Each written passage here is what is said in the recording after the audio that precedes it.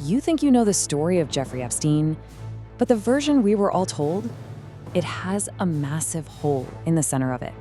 And that hole is all about the money. Now, this isn't some fringe conspiracy theory. It's the central, documented, unanswered question. For all the ink that's been spilled, the true source of his wealth and his power is still a ghost. Just 2 days before he died, Epstein had his will updated. And that's the number his estate claimed he was worth. Over $500 million. Just let that number hang in the air for a second. This is the question. It's the one that unlocks everything else. Because once you start seriously trying to answer it, the official narrative of his life, it doesn't just start to fray, it completely falls apart. So what was he? Was he a brilliant financial mind who happened to be a criminal? Or was the whole financial genius thing just an elaborate stage, a cover story for a much darker operation? I mean, you just have to look at his actual career path, the claims he made, the services he supposedly offered. None of it holds up to any real scrutiny. Think about this. He was charging people millions of dollars for tax advice, but he wasn't a tax lawyer. He was managing fortunes, but he didn't have the basic required financial licenses.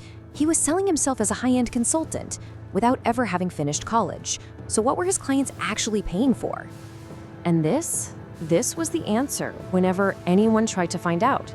Investigators, regulators, when they asked about his business, his clients, his methods, they were met with a wall of silence. And for decades, that's all it took. What makes this so unbelievable is where it all started. In 1976, Jeffrey Epstein was teaching math at an elite private school. And he wasn't even good at it. He was fired. Now look at this timeline, because it's basically impossible. He gets fired as a teacher, and in the same year, he lands a job at Bear Stearns, one of the toughest firms on Wall Street. 4 years later, he's a limited partner. How? How does that happen? It's because he figured something out very quickly. The real currency on Wall Street wasn't numbers. It was proximity to power. And he became a master at getting close to the powerful and the rich. Look at the date here, 1980. This is right at the very beginning. And it tells you everything. His focus was never on finance. It was on access.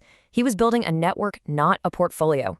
He didn't leave to climb a bigger ladder. He was forced out. He was already pushing the limits, engaging in questionable practices, and was under investigation by the SEC. Even for the Wall Street of the 80s, he was too much. And this right here becomes the central, bizarre pattern of his life. Every scandal, every investigation, every time he should have been finished, he's somehow emerged even more powerful, more connected. He failed, but he always failed up. So what's next? He sets up a firm called International Asset Group. Officially, it's about consulting, but when you look at who he was working with, arms dealers, figures with ties to intelligence agencies, you realize this was something else. A state attorney general investigating him was literally warned off, told Epstein was above his pay grade.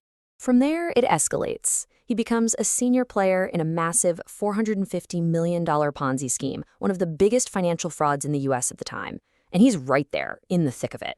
And yet, when it all came crashing down, when other people went to prison, Epstein walked away. Again, no charges, untouched. His ability to just evade consequences was becoming almost supernatural. Which brings us back to the original question. If it wasn't from legitimate finance, if it wasn't from any of these shadowy businesses, where did $500 million come from? And the answer, when you finally find it, is as simple as it is deeply disturbing. The money came from a very small number of very powerful billionaires who paid him astronomical fees for services that have never been explained. We're talking about figures like Les Wexner, who reportedly paid Epstein some $200 million over the years, or Leon Black, a giant in private equity, who paid him millions and even put him on the board of his charity.